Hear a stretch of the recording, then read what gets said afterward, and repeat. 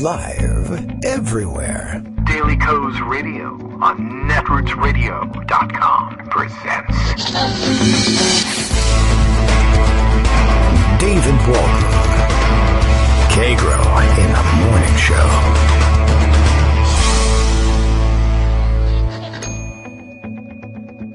Now, here's David Waldman.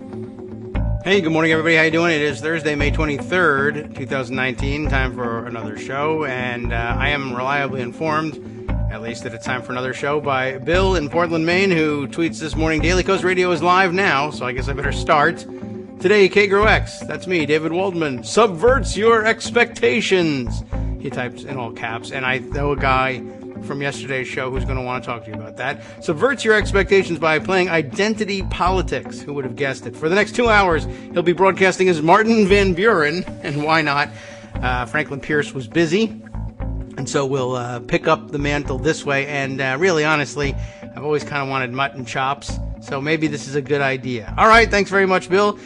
Plenty to get to today. Greg Dworkin will be joining us. Lots to talk about. There was already lots to talk about. Things have happened overnight. Nothing major overnight, but I don't know, just a lot of mid-level interesting stories, by which I mean things that would be outrageous scandals in any other administration, but are just middling scandals this time around. Lots developing this morning. I put a lot of tweets away, retweeted a bunch of things. I don't even know. I didn't organize very well this morning. They were coming fast and furious. So there's lots to catch up on. Gosh, where do you want to start? Donald Trump, he sucks and he's corrupt. Can we, I guess, consider that topic covered, I guess, at this point? I don't know. We'll see what we have to round up what made it to Pocket, what's in the tweet stream. There's just an awful lot happening. I don't know where this, I guess it came from. Let's see, we'll organize it this way. Yesterday, more court rulings in favor of, the way things actually are, and versus, as against the way Trump and Trump's team claimed they were. I guess that's one way of putting it. Really, a third confirmation that the law is the law. Yesterday, a court in New York, a federal district court, ruling on, which one was it? It was a question of, whether Deutsche Bank and Capital One had to cough up records as requested. This was a very odd posture that this case took because of the way, the way it came to court was weird. Well, first we had the fight over whether, and I don't think, did we get a ruling in the question of the tax returns? I don't know if the court has actually, did the court rule on that one or not? I can't even now remember. But then we had Judge Mehta ruling for sure on the question of whether Mazars USA had to cough up Trump's accounting records as subpoenaed by, was it, let's see, who was asking for this one? Was it the Oversight Committee making this request? And then yesterday, a ruling from the judge in New York on the subpoena from the Financial Services Committee to Deutsche Bank and to Capital One for their banking records on Donald Trump. And that makes three, I don't know, now I'm blanking on whether or not we have an actual court ruling, but it's three different cases in which the same principle is at stake, although in one context, the tax returns issue, there is a statute that comes into play, but there are also underlying constitutional questions. But in all three cases, basically the story is, the law is what it always was. When you get subpoenaed, you have to turn records over. Now, this Capital One and Deutsche Bank case was a little unusual in that the records were subpoenaed by a congressional committee. Deutsche Bank indicated a willingness to comply with the subpoena voluntarily. I mean, as voluntarily as you can comply with the subpoena. You get a subpoena and you say, well, okay, I voluntarily comply. Well, good, because the other answer is being held in, ordinarily contempt of court. Here, contempt of Congress. I don't know what you do, what part of the bank you put in jail, if any. But They were willing to comply and might even have complied with an informal request, although that's probably not good business practice for a bank. So very often you'll get banks that say, well, we at least need to be subpoenaed, but we'll comply once we get a subpoena. But we don't want our customers to know that we'll turn over records at a request. So subpoena was issued. They said, okay. Trump intervened. Trump sued Deutsche Bank in order to block them from releasing the records, even though they were being asked to do so pursuant to a subpoena.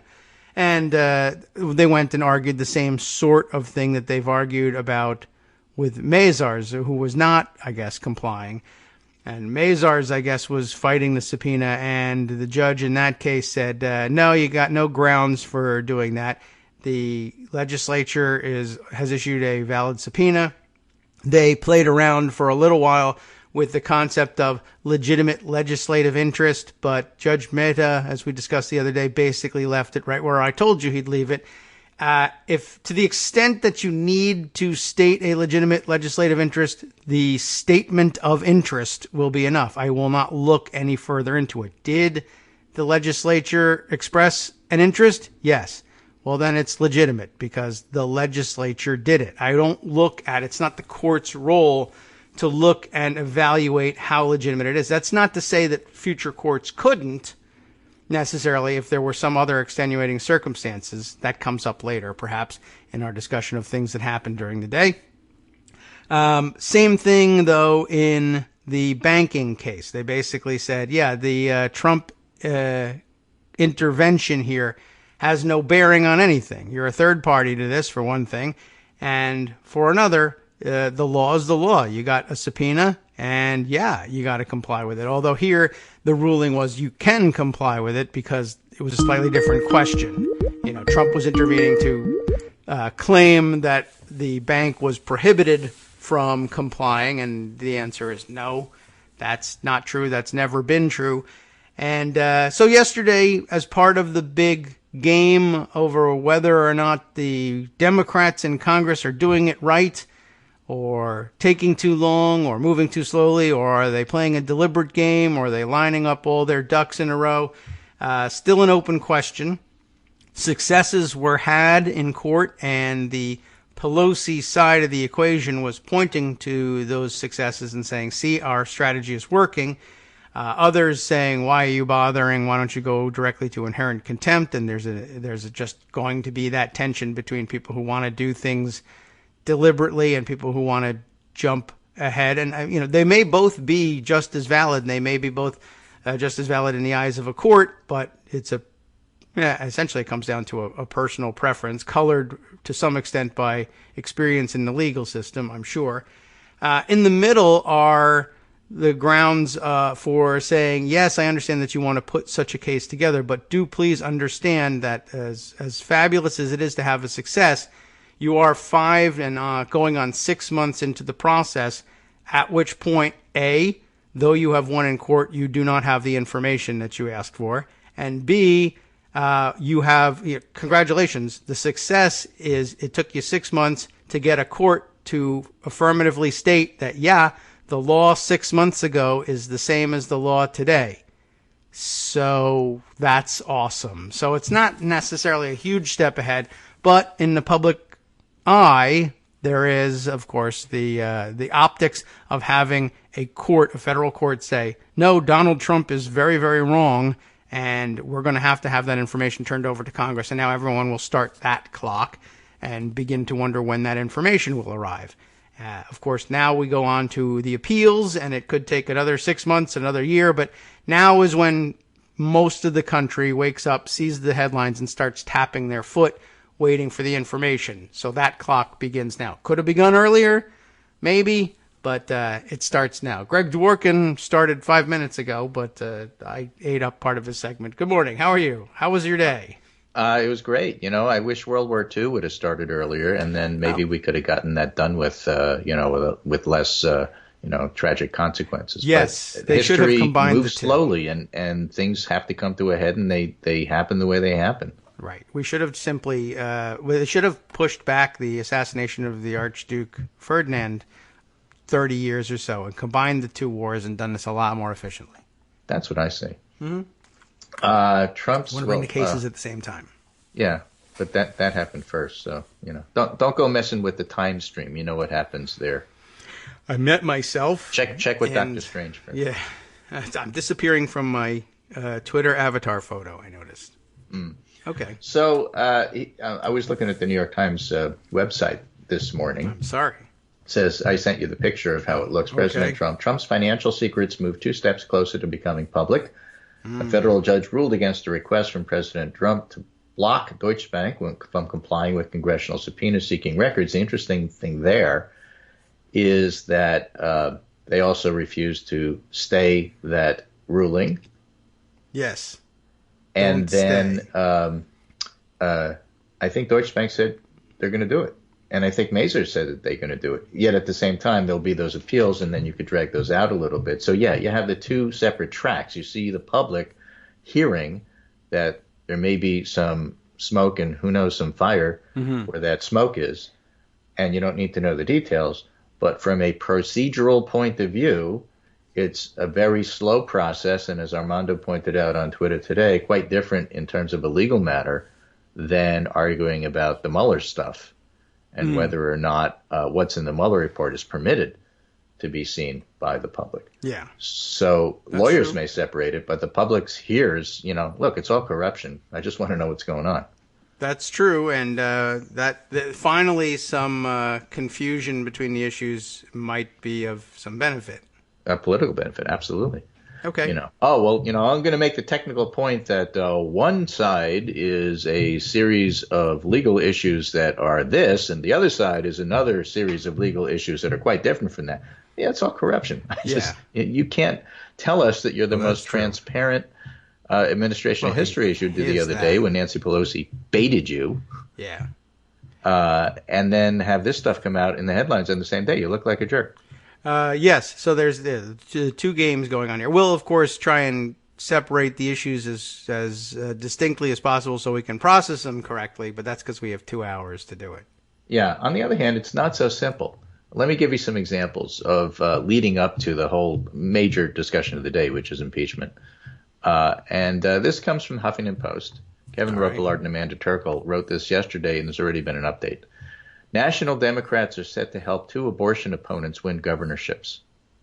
Progressives and abortion rights supporters say the Democratic Governors Association shouldn't help Democrats who break the party line. We're talking about Belle Edwards in Louisiana and the candidate in Mississippi.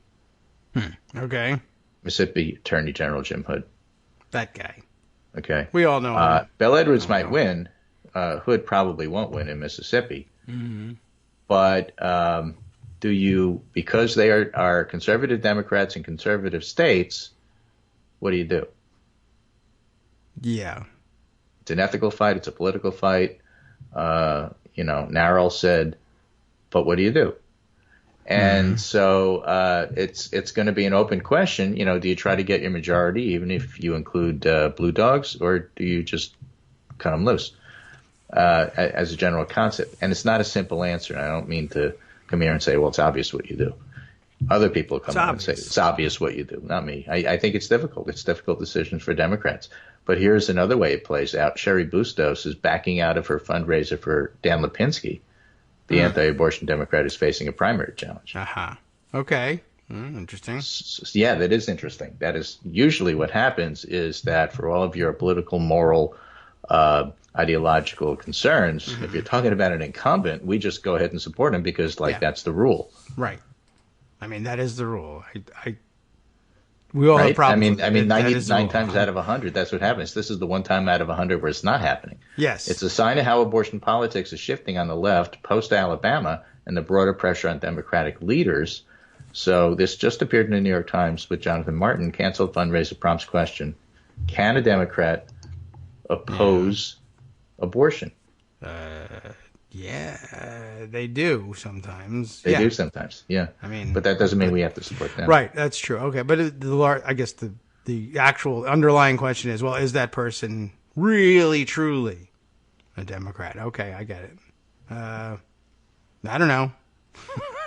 Am I? Maybe.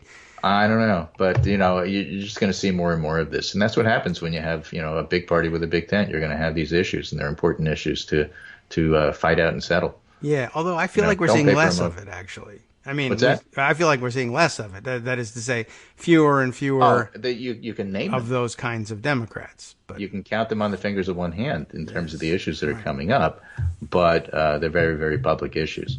On the other hand, it's weird because just a few days ago, the beloved New York Times is running stories about how aggressive posturing on the abortion issue was putting the Democrats on the defensive. Which is completely wrong. It's just the opposite. Yeah. The radical Alabama, Louisiana, Missouri, Georgia, you name them, bills are galvanizing Democrats, and they're so radical that people like Pat Robertson can't support them. Yeah. And now how that represents Democrats in disarray, I don't know.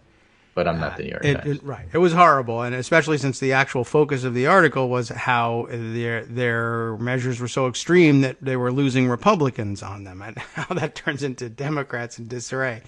I have no idea, except, dumbness. My point in bringing that up before talking about Pelosi and impeachment is that you're going to have different factions within the Democratic Party who are going to feel different things at different times.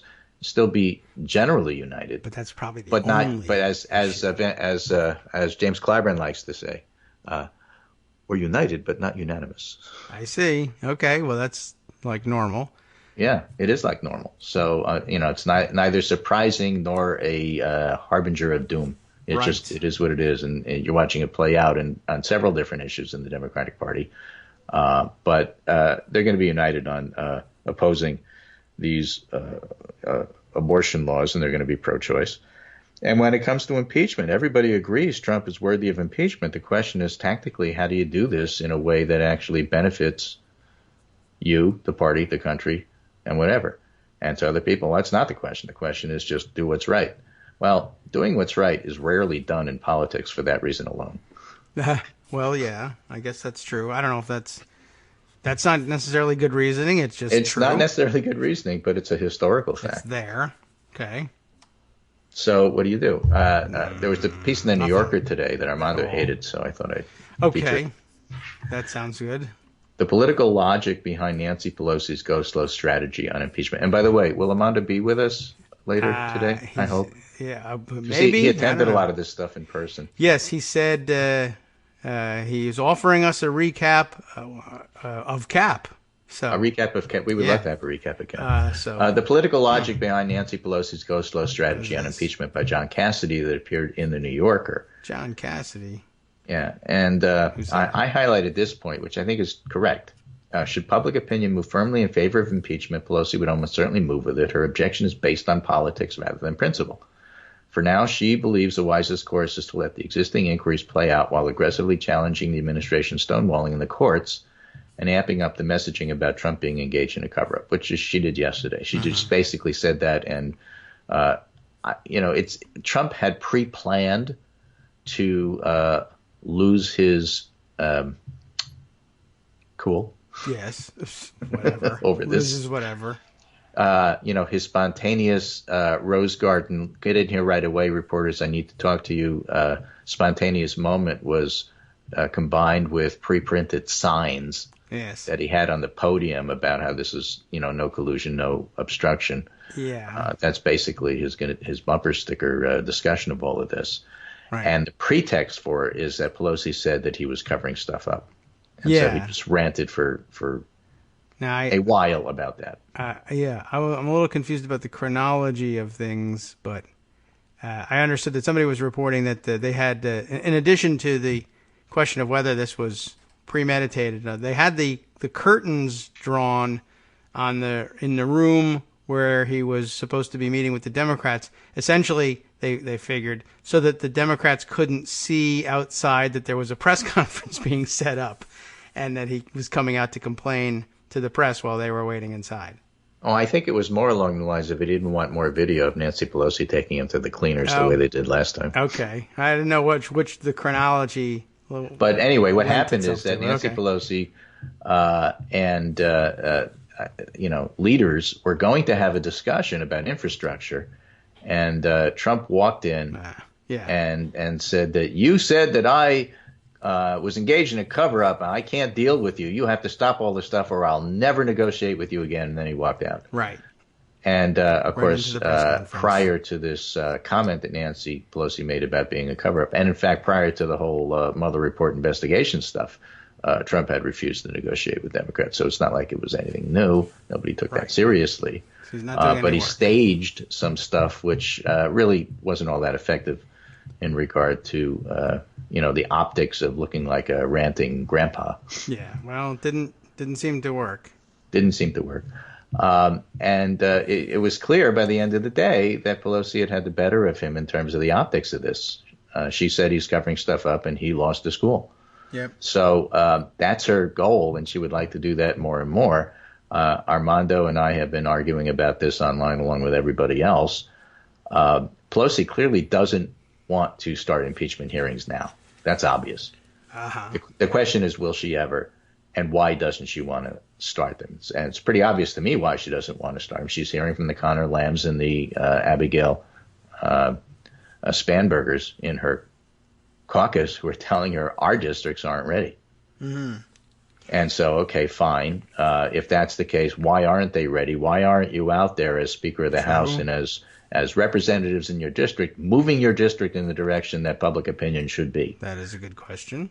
Well, and part of the answer is that's not how public opinion works.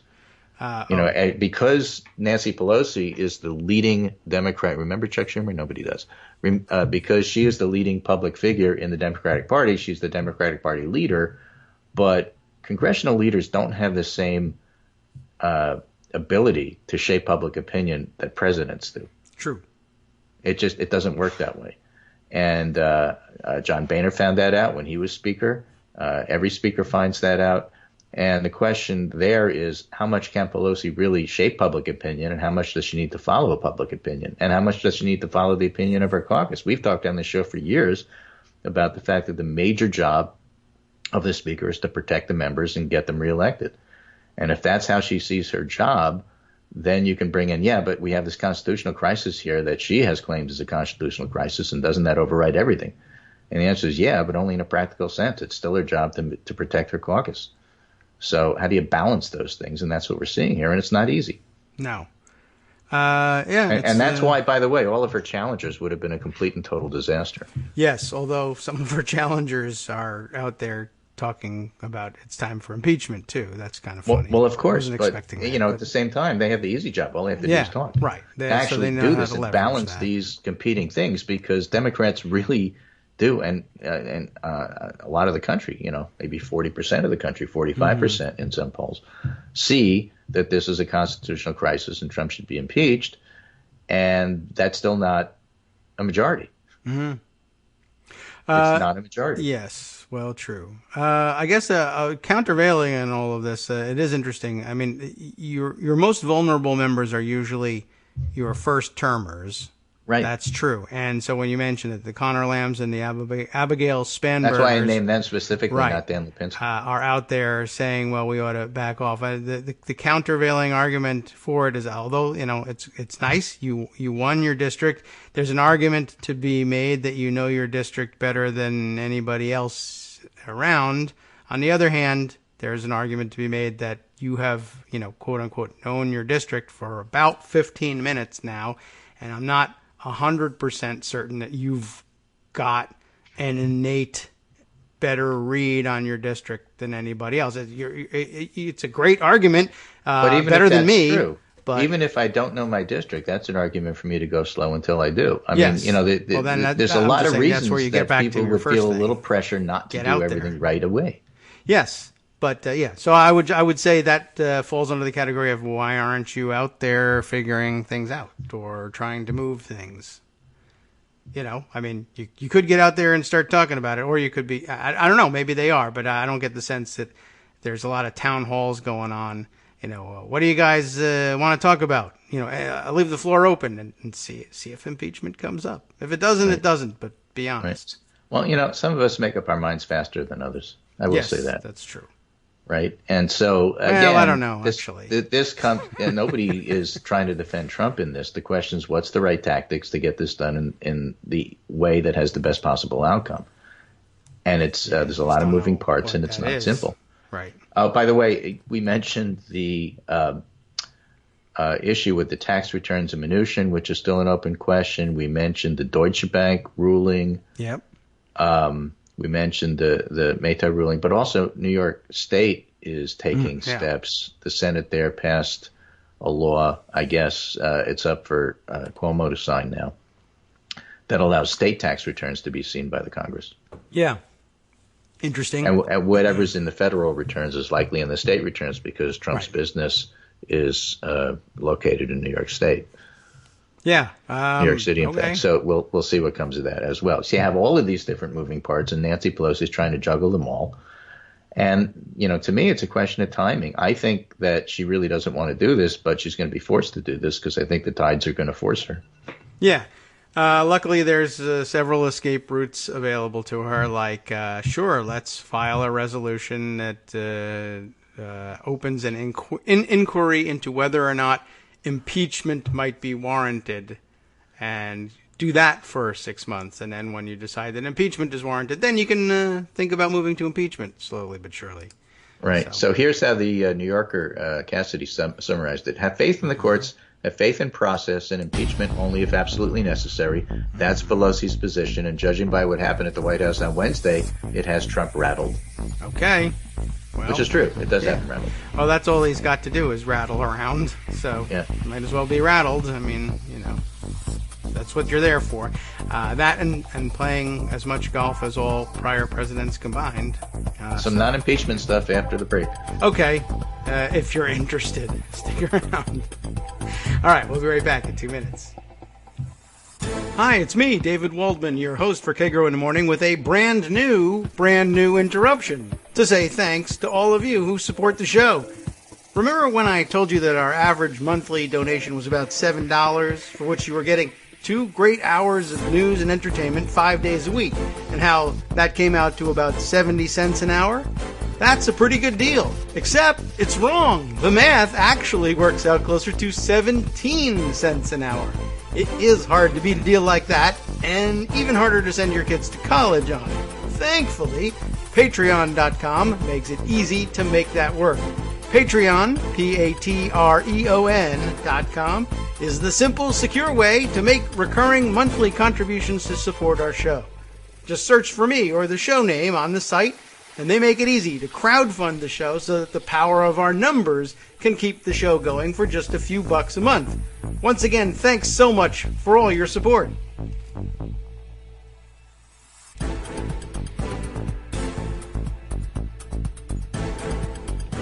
Welcome back now to the Kagro in the Morning Show here on Netroots Radio. And non-impeachment stuff. I guess we're ready for that now. But if there's an impeachment in the middle, I'll break it. My heart, it's just the way it is. There's this article in the Sacramento Bee that Reed Wilson was passing around. California bill to crack down on vaccine exemptions has passed state Senate. Dr. Richard Pan, who's a state senator there, is really into this. Oh. Bill targets doctors who give flimsy exemptions. Okay. Right? So here in Connecticut, we're wrestling with the idea of eliminating religious exemptions. Some states have already done that. I see. Part of the reason there is that there really are no religious exemptions. Oh. There's no form of religion that says, no, you can't do this. Not even Christian Scientists? Well, no. Oh. You can do vaccines. I don't know. Maybe. But there's no legitimate... Pastafarian? There's no legitimate reason not to do that. So we're wrestling with that. Okay. But there's 3 areas that parents will use to try to avoid vaccinating their kids. One is personal exemptions. Mm-hmm. One is religious exemptions. Mm-hmm. And one is medical exemptions. What are now, medical exemptions are often needed. If you're immunosuppressed, you can't have live vaccines, and there are certain circumstances that you just can't. Yes. All right? But you can find a sympathetic anti-vax doc who will sign off on your, I don't feel like doing this, it's really a personal exemption, but you call it a medical exemption kind of situation, and that's what's happened in California. Okay. So the bill says, okay, if you as a doc want to give a medical exemption, here's a form. You actually have to fill it out, and it says, here is the medical reason for why I'm doing this. You send it to the California Department of Public Health, and we'll decide. And if we deny your request for exemption, you get to appeal. Okay. And so the idea is to cut down on flimsy excuses. All right. You might even be able to get away with it. Well, unfortunately, I guess that means rich people who have flimsy excuses will get away with it. Well, that's what's happening now. Yes, I guess so. And Marin County is a center of that. But how interesting! The idea is to try and crack down on that. Yeah, So it was probably somebody's idea that of may reform. go. And given the fact that we have measles outbreaks in so many different places, that's the impetus to sort of tighten all of these things up. So personal exemptions, I think, in most states is going to get tightened. Mm-hmm. Religious exemptions is touchy just because the concept, like it sounds like it's not something that you should be touching, except that when you talk to the actual religious experts, there's nothing there. I see. And that's why so many states, even in the South, have gotten rid of those. But however you do it, you need to do it because there are certain schools that'll have a third of their kids not vaccinated. That's what we saw in Connecticut. Connecticut just released every single school in Connecticut and what their vaccine ratios were. Mm-hmm. And most of the schools have less than 5% of the kids unvaccinated. And again, medical exemptions being a very good reason. But a handful of them have like a third not vaccinated. That's bad. These, by the way, these viruses will only strike in vaccine-free zones. So, viruses are really smart. Yeah, you got to go out there and make sure that teachers are armed with teachers should have doses of vaccinations with them in case the virus breaks into the class. Here in Connecticut, what happens is that both bacteria and vaccines and viruses are very smart. For example, they may congregate in New York City, but they take 684 North, and then they get off at exit 9 on 84 in Connecticut, and they come to Danbury. That is smart. I mean, they're smart. That's the way it happens. So whatever, and that's why we're always watching to see what happens in New York City because we know we're going to get it next. Right, because it's only so many exits away. Yeah. Okay. And so the viruses and bacteria have roadmaps, and they use Google Maps, and this is how they get here. Now. So they do cross borders. They don't pay attention to state lines.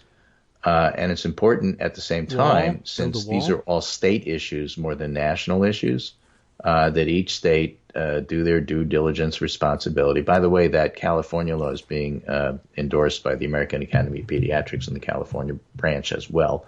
So that's all good, and we're happy to see that. They're so another impeachment thing happening is Theresa May's government is collapsing in England. Right. Stick to tea and crumpets.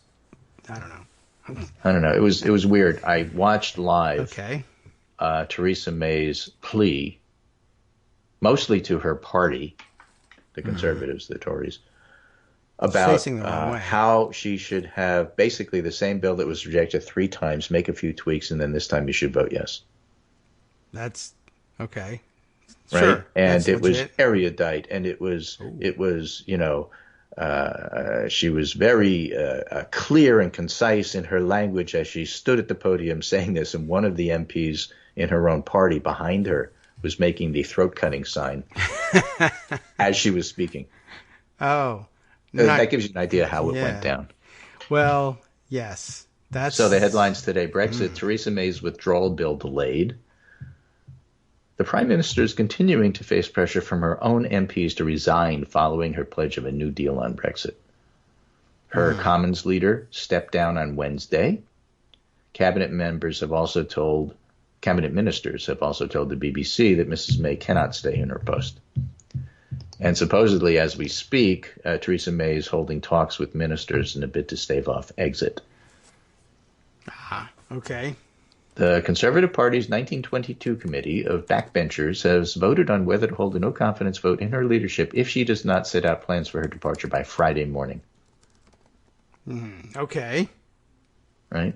However, there were several signs on Thursday, that would be today, that Mrs. May had not quite accepted that her tenure in Downing Street was over.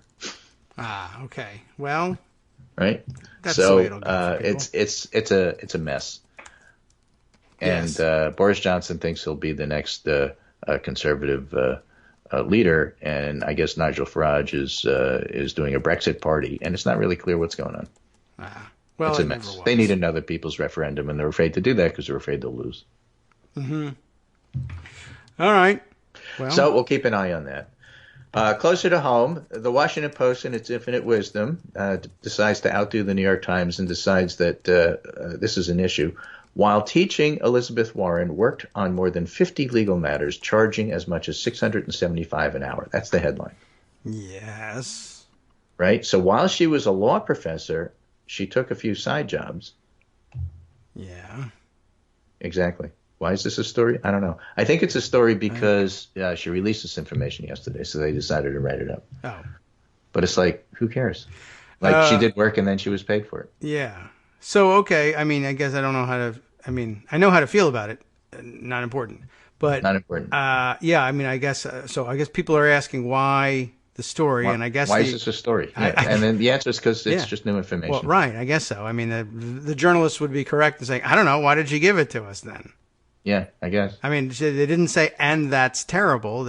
She gave them information. They wrote it up correctly and printed it, and now we're just, I guess, used to the fact that if it's a headline, it must be bad. Right. But it isn't. Anyway, it's all part of the mix and mixture of what's going on with the Democratic primary. Charles Franklin, one of my favorite pollsters, and a very good teacher and explainer, has this nice, tiny little 3-tweet discussion here. He says, I don't understand why today's polls are seen as predictors of eventual outcomes in 2020. Many stories are dismissive because polls this far out are often wrong. Well, wrong in what sense? If Biden loses, does that mean he wasn't ahead now? If Booker wins, Yes. wasn't he trailing now? No. Charles says, this is analogous to saying the score in the bottom of the first is meaningless or flawed because it fails to predict the score after 9 innings. I mean, it does a little, but only a little. And some people only look at yesterday's win or loss, but I prefer to watch all 9 innings live. Tell me what the polls show now about candidates and issues. Don't imply the reason is to predict winners. It's to admire the slider or the throw to first, not to say that's the ball game. That's his analogy. And, of course, I said, well, if the game goes on 22 months, then as long as my team wins, I don't really care that it was boring. I'll claim that I was there and it was historic. Sure. I guess that's true. And he started tut-tutting me and said, oh, Greg, I'm just, you're spoiling my analogy. And I said, well designated hitter now. It sucks. That's the problem. I mean, let me ask you, I guess this. The natural conclusion of this is we should not tell anyone the score during the game. No, of course we should. We should just admire the process. No, and not just the outcome. But if you tell people that one team is ahead in the bottom of the fifth, what good is that information? Just admire the throws, and then at the end, reveal who won. Yeah. Now, me personally, I talk about this with you all the time. I want to understand process. It doesn't mean I admire it. Okay, that's true. Sometimes it's just really complicated. That's a big trying to figure out what the heck is going on. Yeah. Why are you striking this word every time? Aren't you out of words already? You struck that word like 19 times. That's true. It is interesting, but not admirable necessarily. Yes. So I think trying to understand it and analyzing the game is important. Good point. And that's not the same thing as trying to predict the score at the end. Although while you're analyzing it, you could say, you know what, this team actually seems to be a lot more talented than that team. All right. Maybe you could like decide that pitcher's who to been root for. unhittable for 5 innings. It doesn't mean that when he gets tired, the other team won't win. Right. That's true, too. Here's my analogy. In this country, as you know, we are innocent until proven guilty. Now, when a guilty verdict comes down, was that person always guilty or no? Well, at this point in the process, we say this about this person. At this point in the process, we say that about the person. What's the mystery here? Well, you can be legally non-convicted and still be Donald Trump. So what's the problem? Oh, I don't know. I guess, I don't know. That's confusing. What does that mean? Okay. It means he's a rotten person to the core and doesn't deserve to be in the position, whether he's guilty or not. Well, that's true. But yes, so legally speaking, I don't know. So, Charles Franklin, I don't know what that's supposed to mean, but I guess maybe you're in the wrong business. Look at the polls and take the polls seriously, but not literally.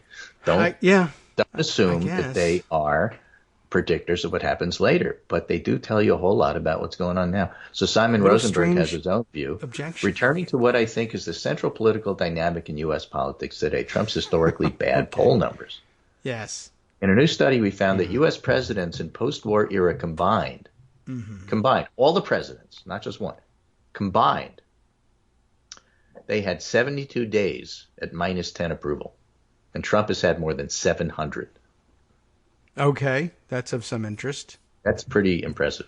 Yes, I am getting emails from Gideon who has questions about this particular issue, and he's just not convinced. He always asks questions. What's his question? Well, let's see. He started off by saying, I just listened to the segment about the terrible numbers for Trump. This was yesterday.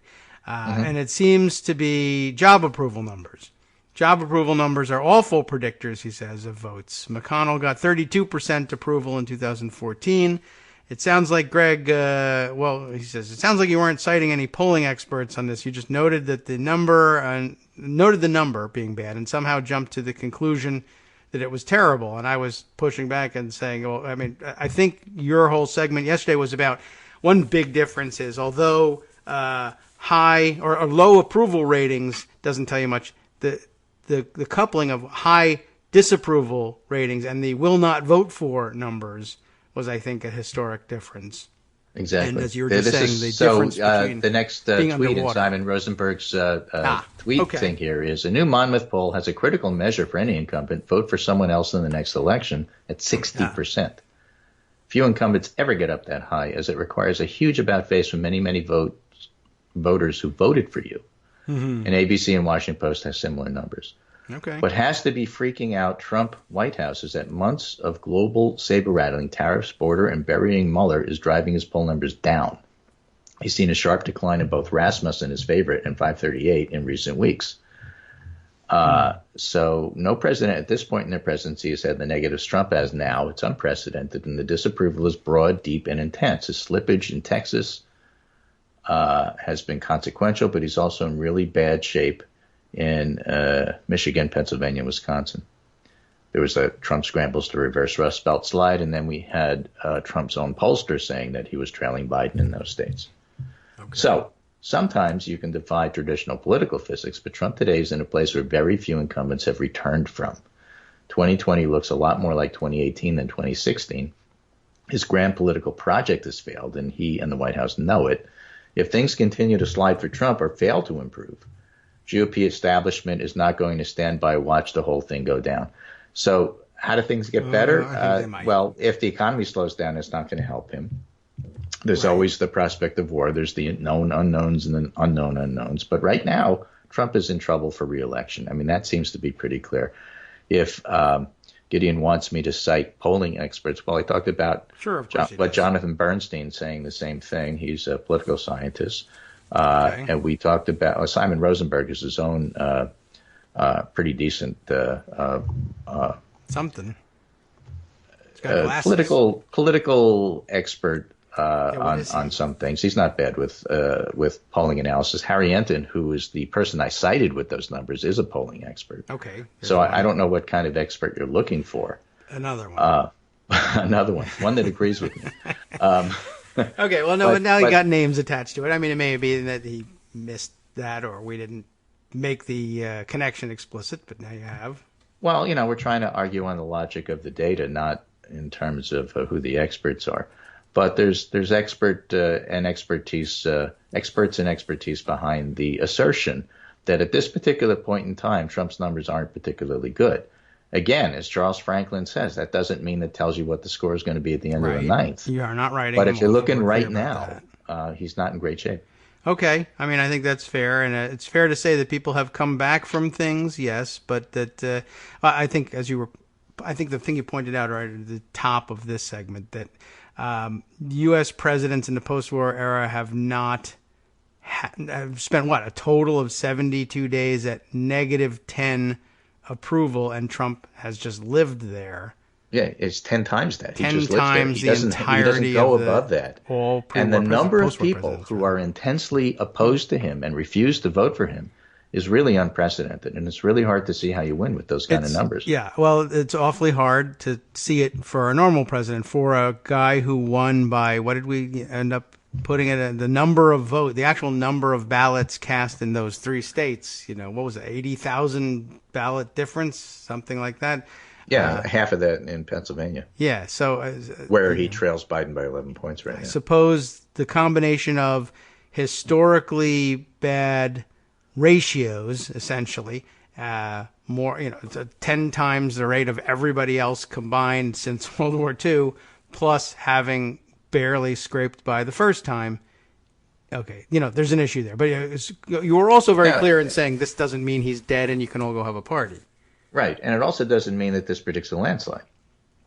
I mean, we're still looking at a very close election. Here's an example of that. There's a new Florida poll out, which I don't think is very good. It's from FAU. And Florida poll finds Trump popular in the Sunshine State while Biden dominates the Democratic field. Biden's at 39, Elizabeth Warren's at 12, Bernie Sanders is at 12. Again, note the rise of Elizabeth Warren in the polls. She's fighting Bernie for second. And I think that's of interest. And another couple of comments about that in a minute.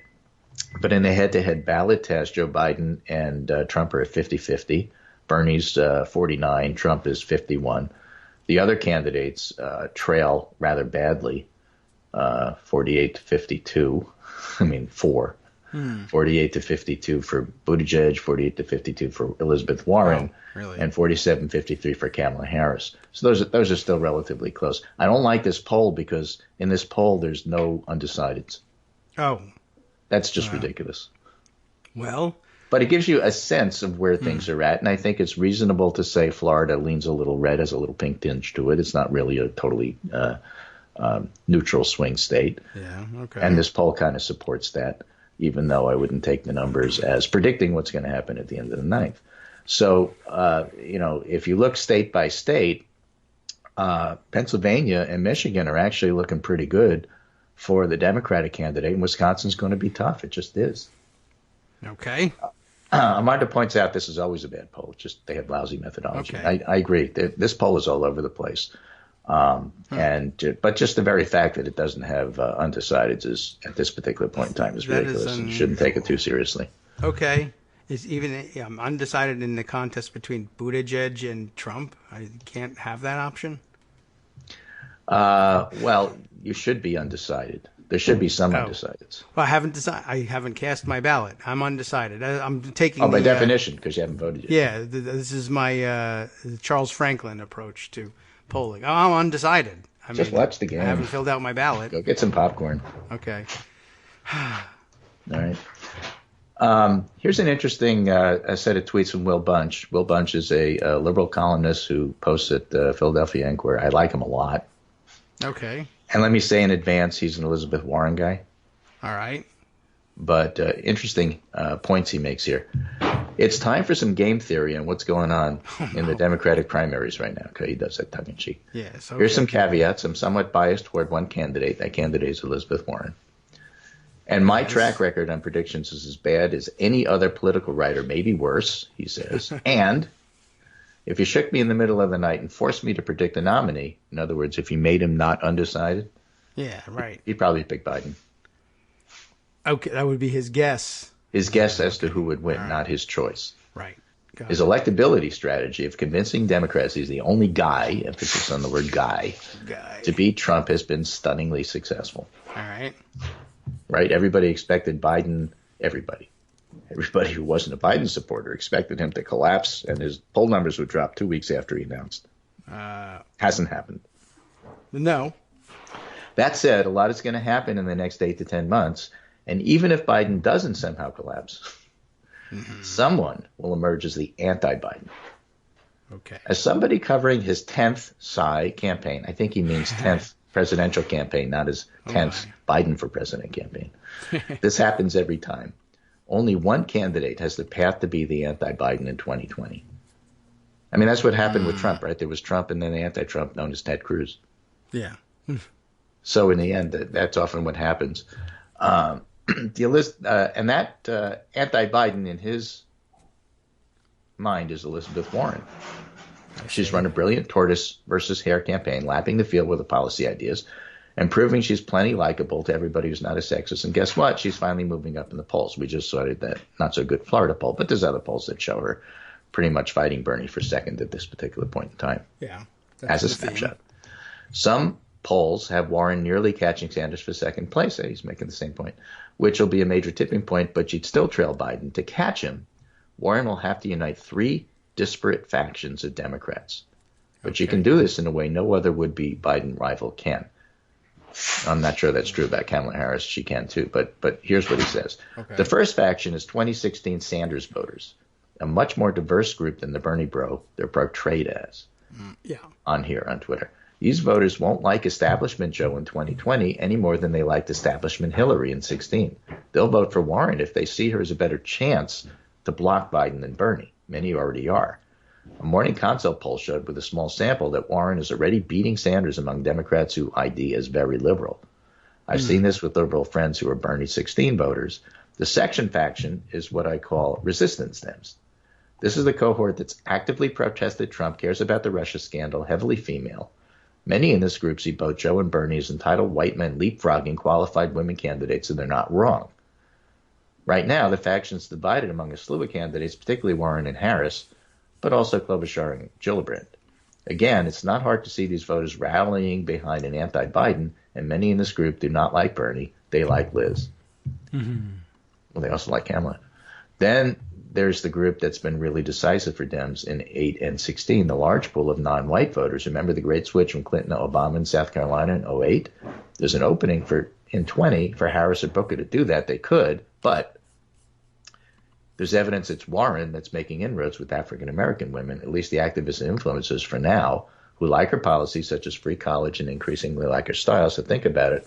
If Warren can unite the core left wing of the party and a goodly number of non-whites, it's the Obama coalition that stunned Hillary in 08. Add to that the energy of the suburban women who are the resistance, and all of a sudden the tortoise is crossing the finish line and here is asking what the hell just happened. But there's no electability unless people are excited about a candidate.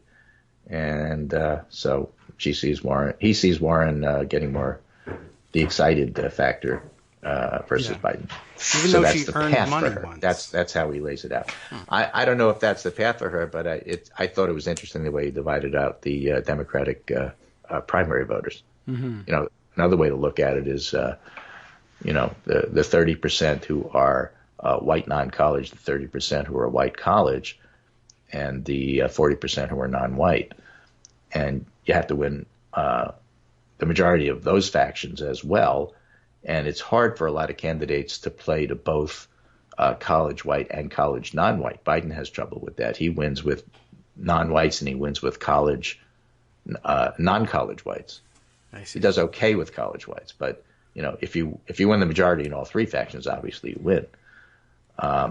So we'll see how Warren plays with all of those factions as well as again, in the polls right now, she's making a pretty good case that she's actually the anti-Biden. She's the one that's in second place. So we'll see if that holds. Okay. I'm ready to see. We'll see if Pierce will. Which is a different way of saying that Bernie's candidacy isn't taking off, and he's not recruiting a whole bunch of people who didn't otherwise follow him in 16. Yes. Okay. We'll see if we can convince everybody to wait. But don't get mad. The game's not over. Right. And don't turn it off just because someone said what the score was. Yep, exactly right. Anyway, that's my segment for today. Hope you can do something with it. I do hope Armando comes in and gives us an eyewitness view of exactly what took place, the recap of CAP, because I think that's pretty fascinating. And obviously he has his own ideas about what everybody should do, let alone Nancy Pelosi. Yes, apparently so. All right, so yeah, the door's open there for that. I did not realize CAP was even going on, but what the hell? Right, and if he has time, he's made some really astute observations about the differences between the Mazars and the Deutsche Bank legal issues on the one hand, and the Mueller legal issues on the other. And they are distinct and different, but yes. I'm not so sure the public gets that. But don't ask what the score is. Or don't something. ask him the score. There could be appeals. Right. Okay. Well, Alrighty. doors open, which means actually you can leave if you wish. Well, Yeah. I'm trying to take you to 10 a.m. and your break. Right. Okay. Right. Well, I can't lie to if you we and say I have to rush off to the office when in fact I that's true. don't. Right. And the birthday thing is done, so that won't I work don't for have that another as an year. excuse, so I just had to finish. When's doing your what I was doing. anniversary? I mean, maybe there's that.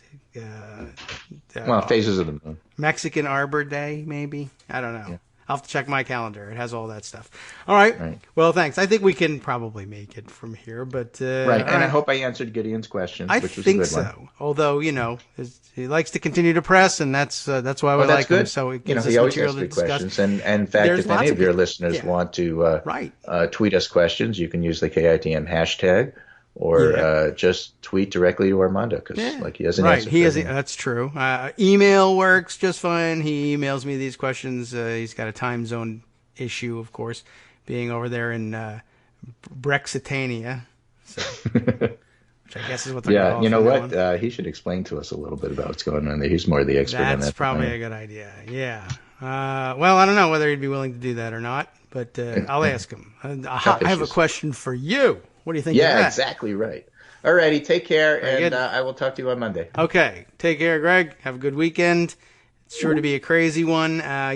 Break coming up shortly, but first, a moment to turn off that annoying alarm that tells me that the break is coming up soon. Let's see. So, Armando, your invitation is in the mail. We're going to take a short break in about a minute from now, and that's always a good time to call in. Let's see. Other things that are happening we got to catch up with. There's some issues that this banking case is uncovering. I guess I can at least set the table for that one. In an outgrowth of the Deutsche Bank questions and case, it turns out that Trump's financial disclosure forms are giving us some hints of where else we ought to be looking. We just got finished with what to do about Deutsche Bank and Capital One, and it turns out he's got an extensive series of loans from this relatively tiny, obscure bank in Florida, and some corruption stories perhaps growing out of that one too. Can you believe it? We'll be back.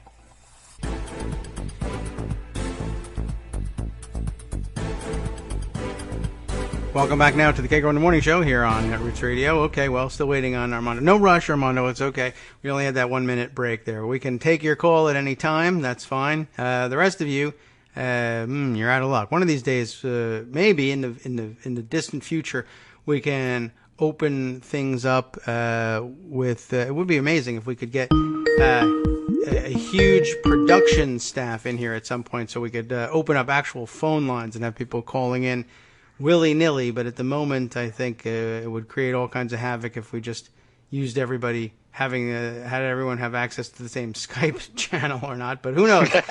Anyway, might be fun. All right. We'd have 800 people talking at the same time. I think we did that one time. We have tried it, and there was actually a long time ago. I think we did it. We had like 6 people at the same time. It was not. It was kind of crazy, and we've also had there are some apps that make it possible to use VoIP to do simulated phone lines, and I think I experimented with that in the early days too, and that was a little rough without production staff to ask people what do you want to do here, but okay. Anyway, let's see, where do you want to go with this today? You offered up so far a recap of CAP, which I didn't even realize was going on, and CAP is they did their ideas Center conference. for American Progress's annual conference. The backdrop was everything else that was going on, and in fact, just before Pelosi showed up for her CAP interview in near 10, and she had her big fight with Trump. Yeah. So that's exciting. People had heard about it on Twitter. She came in, she got a standing ovation. Yeah, show him, give it to him. Okay, something to cheer for. And it was nice. Good for her. I mean, she knows how to get his goal. Mm-hmm. Sarcastic clapping and all that stuff. People love it. No, it was legitimate. People, No, not their clapping. Her sarcastic clapping at Trump. Right. Yeah, everyone loves she needles him very well. She does. And I think that it was a big coup for her that Trump handed her to beat back the impeachment pressures. Of, look, she's really getting to him. And, of course, the Deutsche Bank case had come down or was about to come down, and I personally knew exactly how it was going to come down. I think everybody else knew. Yeah. And, of course, the Mazars clear. case, which was Trump's accountants, they actually didn't even oppose the subpoena. Trump had to intervene and file a motion for protective order, and he had lost that one because his arguments are ridiculous. Yeah. And no district court judge is going to agree to that. If anybody's going to buy into Trump's ridiculous arguments, it's going to take the Supreme Court to do it because they're that ridiculous that even Trump-appointed judges won't do it until John Roberts says, well, that's the position we're taking. Mm-hmm. Those cases are easy, and I've made this point a lot, and I will make it one more time on your show, that those cases are very different than the Mueller report issues that are happening for Nadler and the Judiciary Committee. Why? Because there's no executive privilege argument for Trump's financial records. There's no Rule 6E argument yet for Trump's financial records. And there hasn't been a grand jury convened to investigate Trump's financial crimes. So there's been no grand jury material. So there's no Rule 6E prohibition about giving these documents. So the House has a completely free hand. Trump tried to invent the House doesn't have the right to do investigation or oversight. Right. They don't get to call people argument, which, on its face is ridiculous. But, we live in a ridiculous time. So maybe the Supreme Court will agree that the House, in fact, doesn't have any right to just investigate material. There's two obvious points here. The House said, we do have a legitimate legislative purpose. And the deference that the courts give to the House's determination is well established. Yes. It's without limits, but, really it is without limits. They can investigate you. They can call for my tax returns or your tax returns. They get to do that. Now, those things have to be held in confidence, and this is what people actually don't get, is at some point Neil is going to go to court, and he is going to win the case to have Trump's tax returns released to the Ways and Means Committee. But you don't get to see them, and I don't get to see them. Mm-hmm. And, normally you might think the information would leak from them, but I'm sure Bill Barr is going to make a big statement that if any leaks happen, we're going to investigate everybody in the House as to who leaked that information. So it's going to take some brave soul to face up to that. Or they may not, necessarily have to leak anything. They just, you discuss things in the hearings, and then there's nothing. I don't know that they can't discuss it. And as a matter of fact, I think somebody asked that question whether the committee was going to make any commitment to keeping the information confidential, and they so far have not. They did not. They did not. And I'm not sure that's consonant with the law, to be honest with you. I think the law does. I think the intention was, to keep it confidential, and to the extent that you needed it for legislating. Of course, you could share it among legislators, but you could have closed House sessions. members. But it's like classified information. I actually don't think that they're free to do that. But I do know you're right. Their attorney Letter, that is his name, Doug Letter, did not make that commitment. It's not the letter he wrote, but But I don't think he said there was no such commitment. I just think the law requires it. But be that as it may, suppose it goes up on appeal, which it will, and I think the real issues on this, and this goes to the Mazars case in particular, because Trump has filed a notice of appeal, but he hasn't, as of today. Maybe he'll do it. I think he probably has 10 days from the date of the appeal to seek a stay. In the meantime, it's sort of just held in abeyance until they have their period of time to seek a stay for the Mazars case, which is in the D.C. circuit that happened in Washington. Mm-hmm. That was Elijah Cummings' committee did that. They won that case. Again, I think that's an easy case. There's nobody, there was just a crazy Congress can't investigate argument, which is ludicrous on its face. Frankly, sanctionable. If you want to know the truth, it was a sanctionable argument. Yes, technically they're supposed to do that. Right. That's a rare thing, but ultimately that's supposed to be hanging out there over the remedy for, well, what have we been complaining about? Well, you can just burn 6 months by making a crazy claim.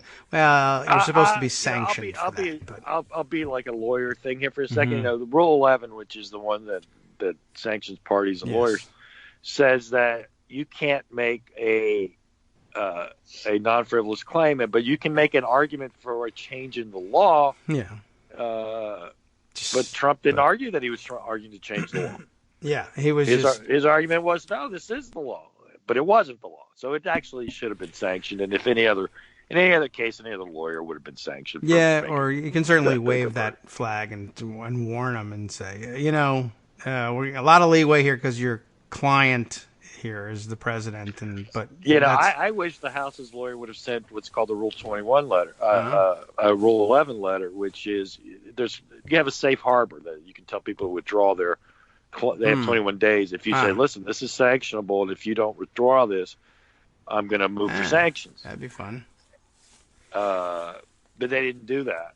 So now the thing went through, and now they should have done it so then they could move for sanctions now. That would have been fun of moving for sanctions, right? I actually think it would have been fun. I think you should have that ready to go at all times, honestly. For Trump in particular, because his arguments on these things were literally nonsense. Now that you know that he's going to do that, and in multiple courts, I think certainly you should be prepared for that, and why not? And as I was saying, though you might, I could see a judge saying, well, I'll give you a certain amount of leeway because your client is the president. Then, of course, at that point, counsel jumps up and says, my client's the House of Representatives. So I totally agree with that. How come no one ever says that? What do you mean? Where's my leeway? Or it came up the other day. I was just thinking, I said, tongue in cheek, hey, how about extra time on the terms of office of the members of the House who are having their terms wasted in frivolous lawsuits by Trump? They want to conduct oversight. I'm seeking equitable relief because the president has stalled out this Congress. Therefore, this Congress should get an extra 2 years. Right. Yeah, you remember him. He was somewhat, maybe, kind of jokingly saying, "I should get 2 years added onto my term because of all my time wasted by this Congress." Well, you're losing every case in court. So does Congress get that time back? Of course not. Right. And there's that aspect, and of course. Pelosi sort of buys it. I'm much more negative about Pelosi's position than Greg was earlier today. I think she hates impeachment almost as much as Trump does. And no, I don't think Trump wants to be impeached. I think people are wrong about that. Look, she got these two cases. People don't understand the law. Yeah, they don't help with the Mueller stuff. Don McGahn isn't going to show up. Mueller's going to be blocked. You're not going to get the redacted materials. You're not going to get to call all these witnesses who have executive branch responsibilities, Hope Hicks and all these other people they want to call, because they're going to claim executive privilege. Now, are they frivolous executive privilege claims? You know what? Don McGahn's claim of is waived because they let him talk to Mueller. I don't know why Trump's lawyers did it. Trump's lawyers aren't as good as people say they are. I don't think people are saying they're good. But they're also worse than that. That's true. Just basic stuff. They should have not let them go testify to Mueller. How come he let Don McGahn go testify? You can't take the White House counsel. That's executive privilege. That's the most sacrosanct of the executive privilege. And it's true that traditionally the immediate advisors of the president have never been called to testify for things unless there's provable crimes, and there was no collusion, no obstruction. So come on, there was no provable crimes. So would be the Trump attorney argument, right? You would think, but they didn't make that argument. So I think they waived with McGahn. But you got to go to court, and then it goes to the Supreme Court, and the Supreme Court says, "Well, you're not even." I tweeted this, and I'll repeat it now. What's the rush? The Supreme Court says you're not trying to impeach him or anything. So, we'll get to it in 2021. Oh, yeah, that's possible. And then we say, I think it's now likely. We are. Why would they want to decide that? They would not ordinarily. I mean, I don't know why they would, unless they mean to take it up and so say they won't. New is thing. My point. Not in any new rule. Not in any fast track. So in essence, this is Pelosi saying case closed on the Mueller stuff. Like she'll do, the financial stuff and whatever, because the arguments are easy in court there. I don't think the Supreme Court is actually going to say you don't get to get his financial records for a number of reasons. The main ones are Trump has claimed that he's not involved in all that anymore. Yes, that's right? True. That's been an unusual thing. So there's no executive privilege stuff or anything else. Like just, hey, this has nothing to do with your carrying out the office of the presidency. Right, which you just said you weren't going to do anymore. I think it does because you favor companies that make money for you, but you claim that you don't. So Don Jr. isn't even political. Right. That's what they say. There's a lot of, there's a lot of weirdness happening. And as a matter of fact, as I mentioned just before the break, the Deutsche Bank case has put investigative reporters on the trail of Trump, what little financial disclosure we have from Trump. And honestly, I'm surprised about the number of items that he's willing to tell the truth or tell say a thing about, state on his financial disclosure form. For instance, and this set off some investigation and resulting in some good articles today, that Deutsche Bank, as we know, finally did cut off its lines of credit to him, though they still owes them lots of money. They're still his biggest creditor. But they stopped, even though they were the last major bank in the United States to be willing to lend to him. They stopped lending to him in 2016. And they said, I think as a matter of policy, we're not lending to at least this politician anymore. Until he's out of politics, we're not loaning to him anymore. But that doesn't stop Trump's need for cash because he's not an actual rich person. So apparently he opened up lines of credit and took several loans from other banks, and he needed to find a bank that would do it. And so he found, lo and behold, this tiny little, I think, 3-branch bank in Florida that Coral would Gables of all places. By the way, just as a nice backdrop, the banks in Florida are the most notorious money laundering banks that you can find for reasons that are historic, and it's because of the cocaine trading. Dope. Yeah, there were numbers of these banks that ended up getting closed down because they just were doing money laundering for drug dealers. Yeah. So, this is this is not a new story in Florida. So he's just a different kind of criminal this time. It's sort of interesting that Mr. Billionaire, rich guy, make great deals, international businessman, et cetera, et cetera. Now without even Deutsche Bank loaning to him, finds this little 3-branch bank down, and you could see where if you've got a bank and a guy like Donald Trump who's all famous and everything, especially if you happen to be a Trump supporter, comes and says, "Can I borrow money?" You say, "I'd love to do business with this guy," even though somebody probably tells you he never pays anything back. Well, okay, but that's all right. Yeah, sometimes he pays banks, and sometimes there's collateral, and also who cares? We just want to be famous. My understanding is that particular deal was collateralized real estate. Yes. Is what I understand. Now, what makes it also interesting, it is collateralized. It's collateralized with the purchase of his sister's house next door to Mar-a-Lago for $11 million. So this is another thing, is that Mr. Billionaire couldn't come up with $11 billion in cash to buy his sister's house. Why is he buying his sister's house? Well, his sister all of a sudden finally decided to take full retirement from the Third Circuit Court of Appeals about the time when the court opened up an inquiry into, hey, I just read this New York Times article that says the whole family cheated on taxes. So she moots the investigation into her taxes by retiring. And but, I don't know. I don't think that the court wasn't paying her that much money that she needed an $11 million lump sum to make up for what she was drawing in salary. But I guess the timing is convenient.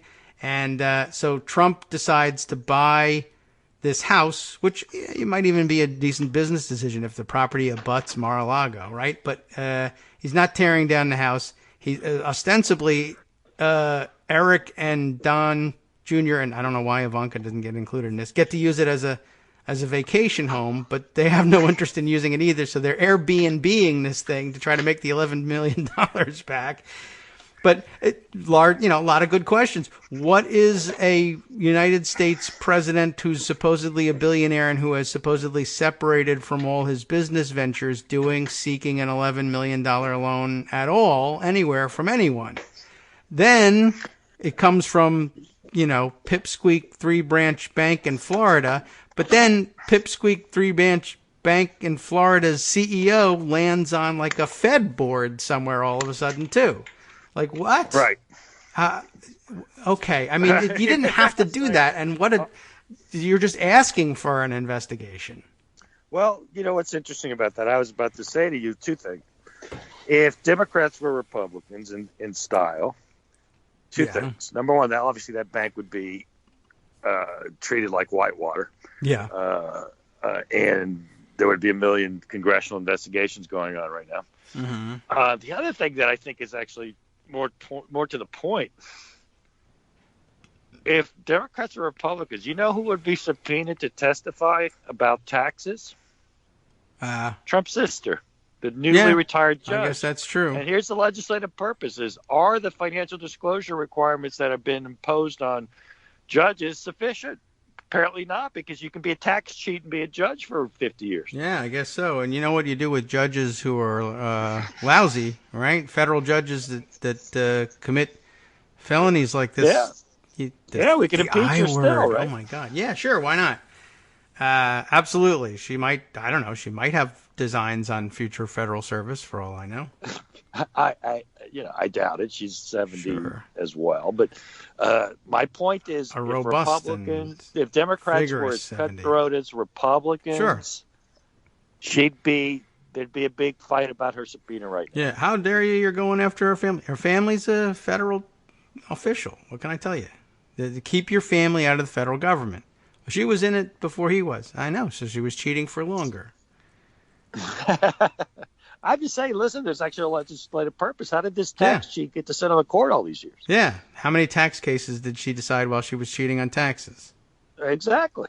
Yeah, everybody wants to reopen the cases. It's a question, and how is it that type of oversight can't catch this? Yeah, that's a good question. Is there a separation of powers issue? No, the judges are bound by federal law in many ways. Did she lie on her financial disclosures?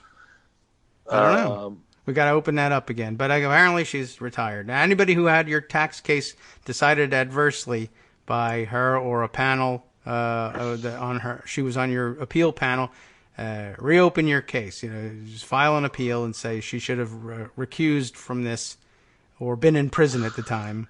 She shouldn't have heard any tax case because she was a tax fraud. Yeah. Well, wrecked another branch of government. Good job, Trump. I'm just saying. Yeah. I'm just telling you. It's real. Tom DeLay had the chance to go after Bill Clinton's sister, who was a federal judge, who cheated on her taxes. How long? You're telling me that wouldn't be happening right now? Come on. Right. It would have been. I mean, but they were investigating Hillary's brothers, certainly, during... exactly. She wasn't even the president yet. They did, but they did a lot of things. But they investigated everybody. Yeah. I mean, that's...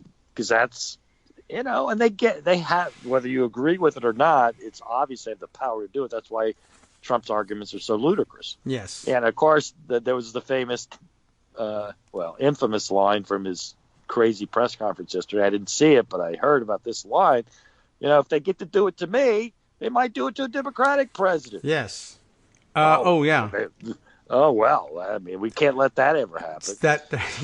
That reminds me, I saw earlier this morning people critiquing Hugh Hewitt, of course, opened his mouth about things and was tweeting, I guess, I don't know, he's doing one of his many shows, and he says, this tweet here, I just asked Jake Sherman, who I don't know, if tax returns, if Donald Trump's tax returns can be subpoenaed by Jerry Nadler, couldn't Lindsey Graham and the Senate Judiciary Committee subpoena all tax records of all candidates running for president, like all the Democrats? They can subpoena anybody's tax returns. They can do that. Jake conceded it would seem so. I think it would apply to 44 as well. I suppose he means Obama. Now, many people pointing out, or of course, you could go to their campaign websites where they voluntarily release their taxes, as have all presidential candidates for the last 40 years. But whatever, or not all, but certainly all the nominees have. So there's one obstacle to that. I mean, you could subpoena them, but they're already public, so that's a quick case, and maybe you should be sanctioned for wasting people's time with that. But also, I would point out. I would actually just point out that all right. Charles Grassley subpoenaed the tax returns of Acorn. Yeah. Okay. Nobody, and Hugh Hewitt didn't get up in arms about that. No. When did he do that, by the way? When was that? 2007. 2007. And was that? Did he do that from Grassley from which committee?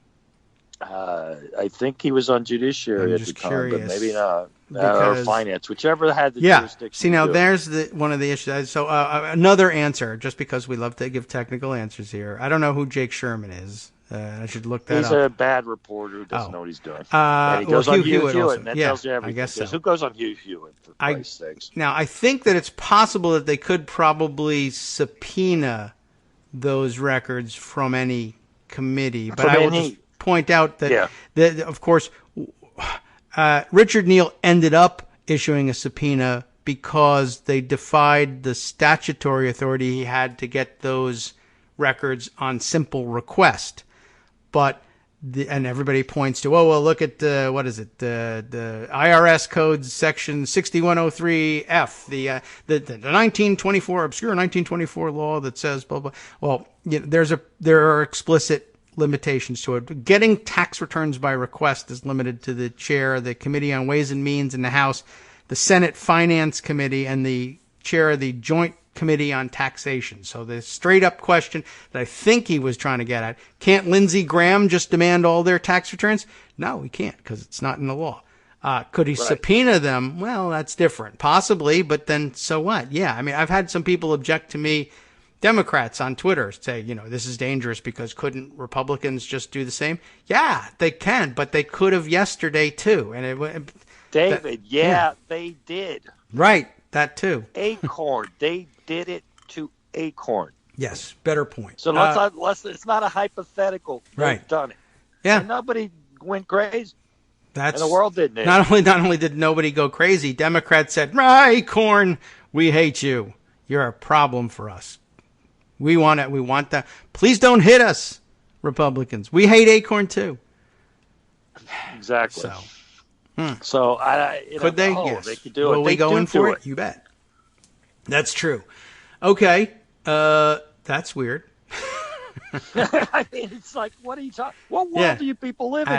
I don't know. That can Congress subpoena anything? Yeah. Can you challenge it though? Sure. Will you lose? Sure. Yeah. Most likely. Yeah. There's almost all cases. No chance of winning on that. Yeah. That's just it. It's the government. The government has all sorts of power. Yeah. That's true, that's the way it works. That is. It seems unfair, but abuse it. Now you have individual rights, and you can say we're doing it for an improper purpose. Like say they're just subpoenaing black people, African American tax returns, just to harass African Americans. Well, then you say that violates the Constitution. You can't do it for that reason. But generally speaking, if you're not violating, people don't understand the Constitution. They just don't. Yeah. Yes, they can do that. The president, in theory, shouldn't be able to go to war under the Constitution, but he can because no one stops him. But that part of what the Congress can do in terms of its oversight, it can get your tax return, get my tax returns right now. Yeah.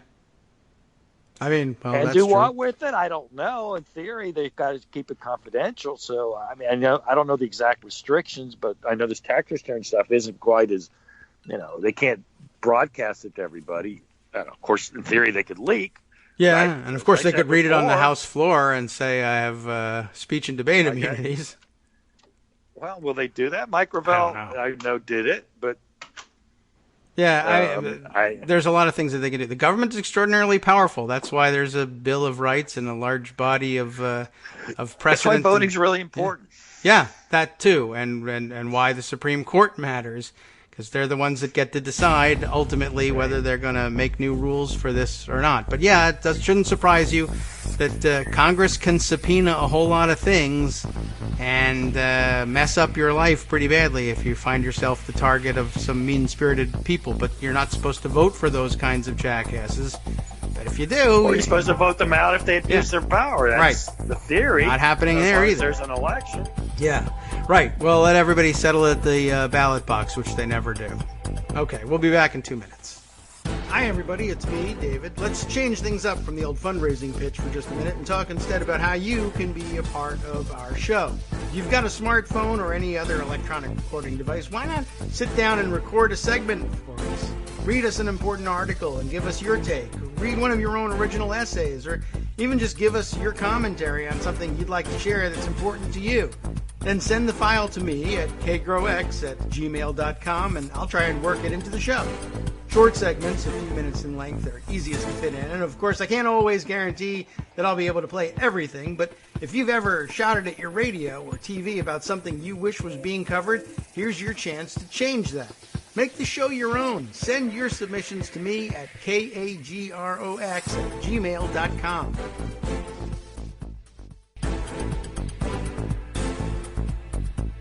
Welcome back now to the Kagro in the Morning Show here on Netroots Radio. Little sideline discussion. Yes, we're talking about all the crazy constitutional claims made and the crazy constitutional claims not made. You're right. My brother used to say quartering of troops. Third Amendment, the least litigated amendment in the entirety of the Constitution, certainly in the Bill of Rights. It's hardly ever brought up and unrecognized as the great new vein of constitutional jurisprudence to be mined in the future. Whatever happened to the case about the emergency... emergency declaration? Yeah. Wasn't there a lawsuit that was supposedly going on? Thinking. I don't know. I've lost track of what has gone to court and what has not, although it will be back in the news because I understand Trump is... did I put anything away on this one? Is pondering some sort of new, he's going to deputize. Insurrection Act or something, yeah. I don't know if that's, I don't know. I didn't look into that, but I know people were like, wait a minute, he's going to do what? He's going to deputize the military as police officials or something in order, and invoking, you say, the Insurrection Act. Insurrection Act, and what, he was going to start looking door to door for illegal or undocumented immigrants or something away from the border and ship. I don't know what his plans were. It doesn't matter. And it's all bad news regardless. I've never read the Insurrection Act in my life, so I don't know what's in it. But I don't know. It seems weird to claim that you're all illegal, not citizens, but you're also in an insurrection. I don't really. Yeah, that's true. Are you an insurrection? You could be. They could go with the old theory, like that they used to like to say, their racist theory of it being an invasion, but an insurrection per se of who against what.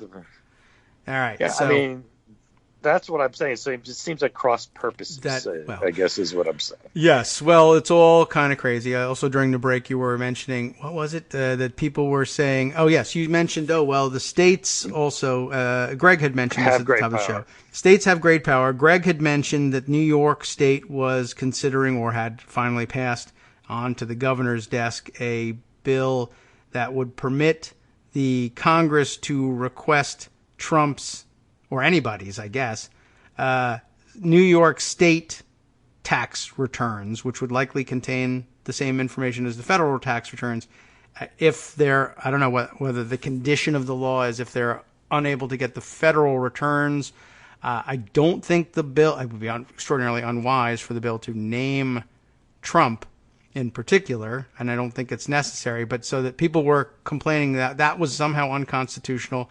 And I guess that would be the basis of their saying, it's a bill of attainder. But unless it does say you can ask us at any time for Donald Trump's tax returns, I don't see why anybody would call it that, but that's when we started saying you can't just yell phrases out from the Constitution or "I love lamp" and that's why it's unconstitutional. That's what Rule 11 is for, and you get in trouble when you try and burden the courts with nonsense. Lawyer. You're subject to it, but when you're the president's lawyer, you're not. Yeah. Speaking of the president's lawyer, okay, Bill Roy Cohn Barr, he gave a speech yesterday. Railing against what's called, to the audience, nationwide injunctions. Now, just so you know, there's no special injunction that's nationwide. Every injunction that's issued by a federal court must be respected throughout the nation. And here's the why. Mm-hmm. When a court sitting in Birmingham, Alabama, is a federal court, he's speaking for all the federal courts at that point in time for the controversy before them. So if a federal court in Birmingham, Alabama tells me I can't do something, it applies to me everywhere in the United States. Mm-hmm. That's true for the president of the United States as well. Yeah. Well, Bill Barr doesn't like nationwide injunctions, it turns out, because he says, I'm not sure why he didn't like them, but they're bad now. And they're bad because they've been issued 37 times against Donald Trump, because he does a lot of things that are illegal, and courts say you can't do that. Yeah, okay. Yeah. I mean, I was going to say, but they have to be nationwide injunctions because he's the president. But then why even bother saying that? Because all injunctions are. They just are. Right. Listen, I've had clients enjoined. I had a client enjoined on a trademark matter in Philadelphia, Pennsylvania. He wasn't doing anything in Philadelphia, Pennsylvania. Mm-hmm. But there was enough stream of commerce argument that I didn't have a personal jurisdiction argument that would work. So this trademark, they forum shopped effectively on me, got their hometown judge who ruled against my client. And there was an injunction put in. Yeah. And that injunction applied everywhere. Sure. My client's main bases of operations were Florida and Puerto Rico.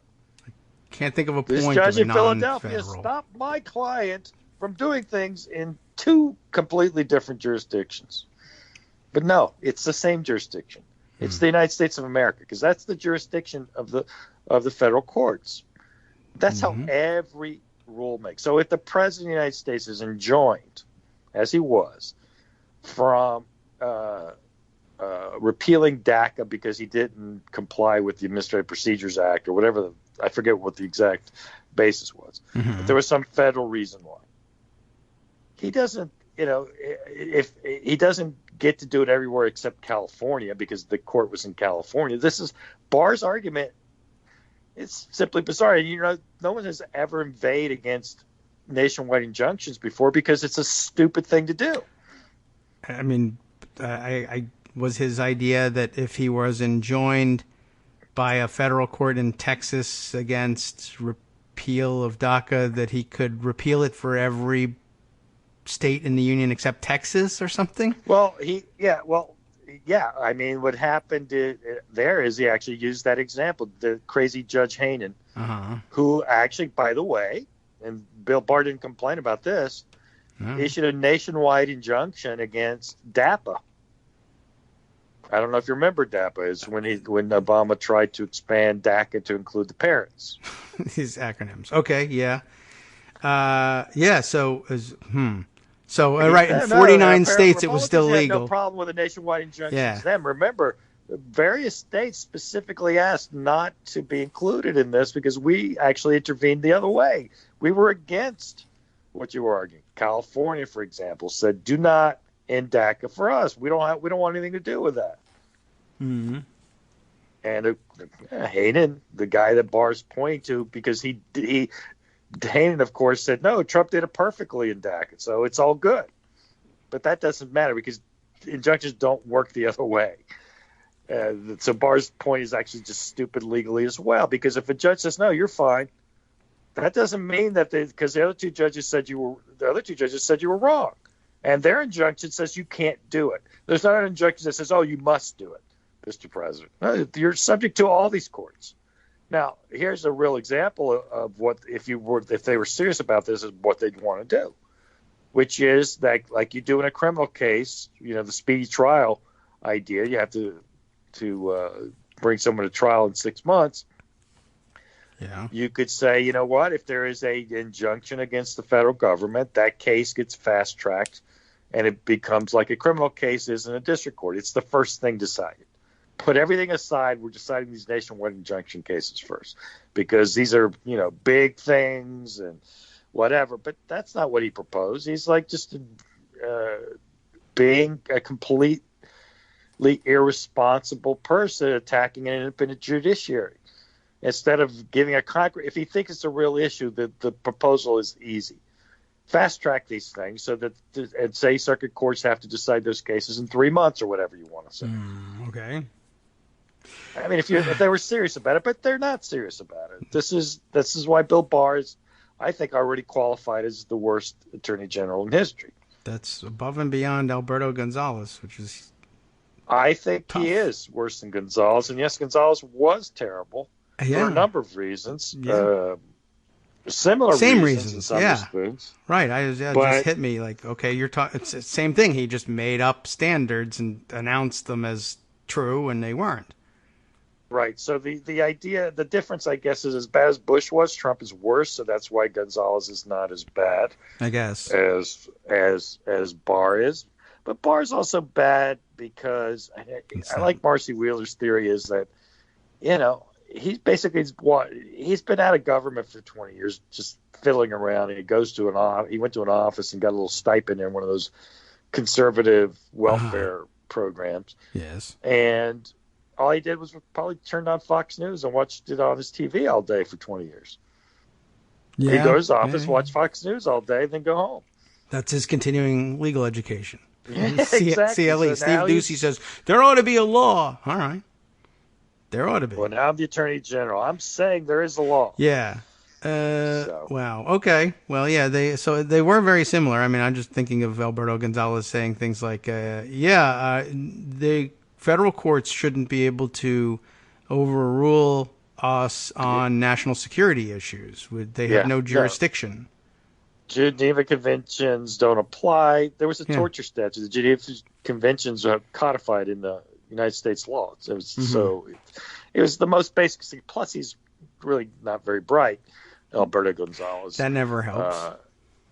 Which is bad. Now, Barr was a bright person at one point, I think, but, I think he's not even bothering trying to be bright. And I do think what's funny about it, and I give him credit because I thought it was, sort of exposed Pelosi. Everyone got mad. How dare he? That's so contemptuous. Exactly the point. You decided me for contempt. Let me show you some contempt. All right. I have contempt for your contempt citation. Right, you have cuffs on you, I think was the line he said, right? Yeah. Right. And he said, I got the sergeant at arms here. Ha, ha, ha. Yeah. The point is, Dadler's cited him for contempt. And now what, David? I don't know exactly what. I mean, I know what normally happens, but I don't know where they actually are in the process. But ordinarily, you cite them for contempt, and then if you seek to enforce statutory contempt, you forward it to the Department of Justice and say, please prosecute this guy. That's where Bill Barr works. He's in charge of the whole thing. So go arrest the boss. Yeah. So right, the question of should I prosecute myself? No. I'm thinking that. So, by the way, I've had somebody argue to me, and I haven't reread the statutes, so I'm not positive, but I don't remember. It seems like I would remember this possibility. Somebody is arguing to me, the House can go to court and ask for a special prosecutor, an independent prosecutor, to be appointed by the court. My understanding is that's true when it happens, but I don't know if it's happened in the contempt realm. I don't know. It certainly happened in other realms. And I guess it's possible. I know the House under Boehner many times would go and because the official position of the Obama administration was not what they liked, right. So they asked for the right to intervene, and they were permitted the right to intervene. Yeah. This happened in a number of ACCA cases, as you know. Yeah, but I'm not positive that the statute that establishes the process for statutory contempt itself makes any allowance for a appointment of a prosecutor, but it may just be as a general rule. I believe the court can, with its inherent power. Yeah, not the panel in D.C. though. They're down on inherent powers of the courts. At least in that one Rule 6E issue, right. And I think that's actually the better reading is that prohibition doesn't even apply to the court; it applies to everybody else. And I thought that was the better argument, as opposed to even saying you have this inherent power. It says, let's read the statute. It doesn't apply to me. Yeah, I'm the court. Right. It applies to the prosecutors, it applies to the grand jurors, it applies to them, but not to me. I'm the court. I can do what I want. And I think actually that's a pretty fair reading of it. And it's more consistent with what happened in the Watergate case back in the day. They gave a lot of reasons why courts should do it because they put on color. But I think the actual holding is this doesn't even apply to you. I guess the next question is, ordinarily, of course, when you there are instances where the courts are called upon to find some independent prosecutor or some special counsel or move or get a prosecutor from another jurisdiction. But of course, your choices are limited when you have to rule out every Department of Justice employee. Who's qualified to argue in court, obviously, is what you're saying. But yes, right. Not the switchboard theoretically, operator. if you can find someone who does not believe that there's a conflict because their boss is the person subject to the contempt citation, right? And I don't know who that person would be. I think that basically the entire Justice Department is conflicted if you're talking about. So, I could, for instance, I suppose you could ask me, I would like to appoint the Attorney General of the state of New York as the prosecutor. Yeah, that sounds good. So, okay, we could try that. And that's a possibility, and that prolongs the process. And Nancy Pelosi, if you're listening, that's a way to keep, you say you want to exhaust the process. Now, it might keep statutory contempt alive. And I think I would be excited to watch that. I think it would be a long, drawn-out process. But okay, fine. Or she has a good relationship with the Attorney General of California as well. They don't have to have jurisdiction. It would help jumpstart the case if it was New York because they're working on it. But Javier Becerra, what are you doing this week? Would you like to be the special prosecutor? I know you. Right. Yeah, right. No, I agree. But I also think the House, and when you go to court, I think the House is under Boehner. I know Clement used to go and represent the House all the time in these cases, at least three different ACCA cases. And again, normally that happens because the position that the House wants to argue for doesn't have it. Now, of course, the underpinning of that whole thing is they changed the standing rules. Before, the House as an institution now has standing, or the Senate has standing, not the Congress as a whole has standing, that each individual House of the Congress. Mm-hmm. But, individual congressmen do not have standing. So my whole thing about standing is that it all depends on whether the court wants to hear the case or not. Mm-hmm. If they don't, there's no standing. If they do, there is. They hate standing, or you hate standing. They love it because I just don't think there's anything to it. I think that they just make it up, and you can't. It's an area of the law where the Supreme Court in particular, just makes it up. There was no stand. The original ACCA case. Nobody had standing in that case. I don't recall. Not traditional. Well, let me tell you why. Because nobody was paying a penalty. The law wasn't even in effect yet. Oh yes, right. Okay. It wasn't ripe. There was no injury. There was no nothing yet. There was no reason for that case to be taken up at that point in time. But they wanted to hear the case, David. They wanted to hear the case. Yeah, all right. That's a good point. So they decided there was example. Right. There's no. This is a serious constitutional. There's no case or controversy here. This is directly contradictory. 5 robes say. Oh, in this case, 4 robes say. Yeah, I want to hear it. Oh, what are we gonna do? I don't know. Well, it'll get there eventually. What's the big deal? Let them do it early. Right. So, all this, the majesty of the courts is all nonsense. That's it's just another political branch. Okay. But and that actually, I think they have this is the point about impeachment inquiry to me, because even those branches, I do think it would be impossible for even this Supreme Court to say the House doesn't have the power to impeach the president or the Attorney General or anybody. Yeah.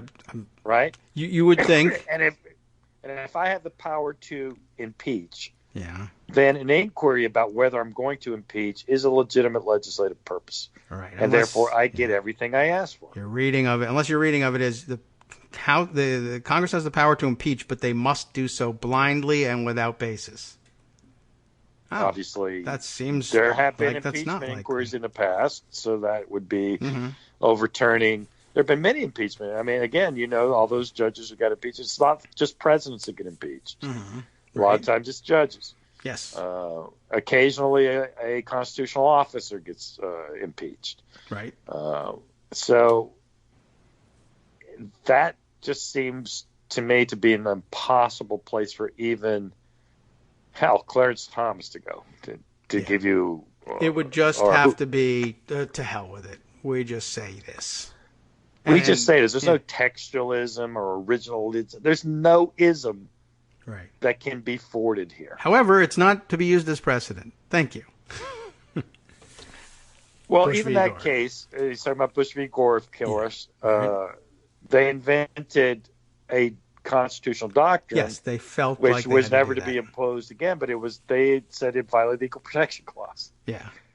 And of course, Rehnquist liked the Blacker case better, but he couldn't get 5 votes for that. So they had to do that per curiam with the one-time only Equal Protection Clause, because as you know, if that was for real, every election since then we would have uniform ballot counting in each state, and we don't. So that was all nonsense. That's that. Yeah, that is, that's crazy stuff. But then again, just reiterating once again, a continuing theme here. If and when 5 robes say, everything you thought you knew about this country is wrong.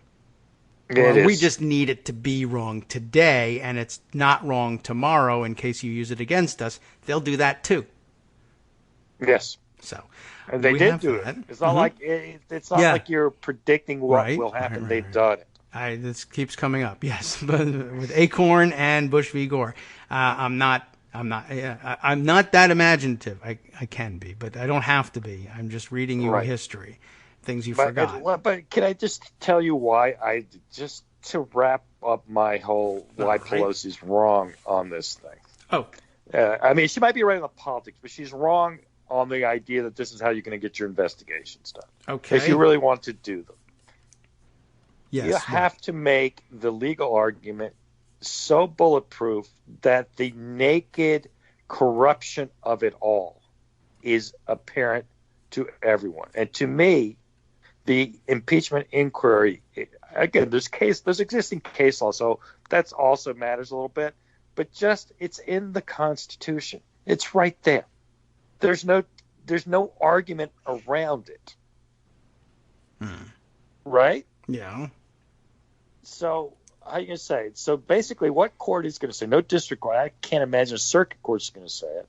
So it has to go to the Supreme Court, and they need to get 5 votes, including Roberts and Kavanaugh, who I think like to have people like Neil Katyal think well of them for whatever reason, and say that no, Congress doesn't get that even in an impeachment inquiry. They just have to vote blind. Yeah. And that would be so naked that I think that, look, I mean, any person who is actually pretending to care about these things at all, and that this isn't just a banana republic, which it would. Listen, if we're actually a banana republic, we should find out. Don't you think? Yes. I would like to know. Right. Yeah. People will want to know that eventually. And maybe the sooner the better. I suppose you could make an argument that there's some good reason why we should find that out in 6 months and not now. Because if this is okay and all that's okay, then why do you think there's going to be a free and fair election next? Why would Republicans care? I don't know why you would. I don't know. I mean, and because this is so scary and can cascade so out of control, once you realize that they can pretty much do anything, you can't contemplate that could possibly be the case. I grew up, but this is a free country, and this is America, and you can't, and people would revolt, and there would be, what would there be? There would be, a revolution at the ballot box? I know, and they know that too, which is why they're not letting people to the ballot box now. And what else would it take to just make it you next time instead of them? I asked you to come out for when it was African Americans being barred. I didn't hear from you. Now it's all white Democrats. But that's ridiculous. Let me give you one hypothetical. This hasn't happened, but let me give you this hypothetical. Texas all of a sudden looks like it will vote for Democrats. Yes. For president. Right. Maybe. How long do you think it would take the Republican state legislature and Republican governor to abolish the presidential election in Texas and say, no, the state legislature picks our electoral voters? Well, I guess it would be super outrageous, which is your point. But I guess if they decided as a party that's what we're doing, and they said, yeah, I guess they could. Do you think they wouldn't do it? I think they would. Yeah. I don't know. Yeah, it's so dumb, but I mean, look, they've done such dumber things. With what Donald Trump is now. I mean, I think Republicans were more sleight of hand, a little more surreptitious, poll taxes and, but if they were short on time and could convince themselves, well, we're under invasion here. Right here in Texas. Donald Trump would say it's outrageous. The illegal votes in Texas are going to steal this country. Yeah, right. The Republicans in Texas must not allow that to happen. They must snatch back those electoral votes from those illegal aliens. I guess that would do it for those guys. Yeah. Why not? Donald Trump says you better do it. Yeah. Donald Trump would do that, of course, and that's the whole point. Even the patina of normalcy. Yes, I think you're right. Is think about it. A thread away with this guy as president. He just went into a rally and said you should arrest everybody in the FBI. Yeah. So. And people, don't take him seriously. Okay, till it's too late. Until it's too late, and you're not taking him seriously, and all of a sudden. Yeah.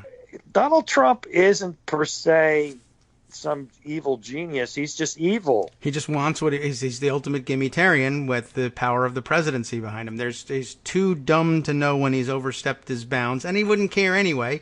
And he thinks, one, as Donald J. Trump, I have no bounds. As Donald J. Trump, President of the United States, I definitely have no bounds.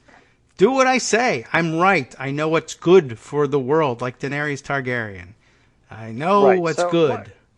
Okay, let's go one further. The president of the United States, he fights all these things to the Supreme Court on giving whatever documents he doesn't want to give or having so and so, and the Supreme Court says no, you got to do all those things. Mm-hmm. And then he doesn't. Richard Nixon, of course, abided by turning over the tapes, but he thought about it. Sort of. And he thought about not giving it to them. He erased some. And Donald Trump won't think about it in 1 second. No. This is what people don't get. I think that Donald Trump said, no, I don't care. Someone's going to tell him, you're a co-equal branch, and you don't have to do what they say. No, I'm not. And Donald Trump says, I'm the king, and I don't care what the Supreme Court says, and I'm not doing it. Yeah. And then what? Normally, you'd say in a normal world, the guy's going to get impeached and removed from office after that, right? It's got to happen. Sure. That's not going to happen. That's what we're aiming for. And Nancy Pelosi will say, well, that doesn't matter because we'll beat him in the ballot box in 2020. Sure. I mean, at that point, why bother with the voting? I know, but you don't want to be a skeptic. Okay, well, let's have the election and overwhelmingly beat him. And we'll beat him by such a margin that even he can't. Even he can. He can. He will. I mean, if it's not right, somebody may finally decide against him, but does he think so? No. All right. Well, let's do this again tomorrow, quite honestly, Okay. because there's much more to explore. I have to hand things over, of course, to Justice Putnam next with the West Coast Cookbook and Speakeasy. Thanks very much for coming by, Armando. And I can't even talk about CAP. oh, that's right. This See? is more fun. Come tomorrow. We'll talk about CAP if you can. Let me say also, lots of people pointing out to me, and I didn't get to this either. Big story breaking this morning. Bank CEO Stephen Koch charged with soliciting a presidential administration position in exchange for approving $16 million in loans. This is pretty hot, and everybody's talking about it. We didn't get a chance to. By the way, also, for those of you worried about whether or not invading Iran will turn into a forever war with Afghanistan, we'll want to note that American Taliban John Lind has served his sentence. He's done. The war's still going on. American Taliban, the first guy captured in the war on terror, is set for release after 17 years in prison. So an entire generation has come and gone. He got sentenced to 20 years, 3 years off for good behavior. He can go back to the war now. Yeah, fantastic. So captured by George W. Bush to be released by Donald Trump, but Republicans are strong on national security. Whatever. Thanks. We'll see you tomorrow. Bye-bye. From Daily Kos Radio on networksradio.com. You have been listening to the Kagro in the Morning Show With David Waldman. All right. Well, as I said, we're turning things over to Justice Putnam. He'll touch on most of these things that we missed today. I don't know if he's going to get around to those particular stories, but let's see. Okay, some money about complaints about Mueller spending too much money on his investigation while Trump spends 3 times as much on golf, plus much more. Stay tuned.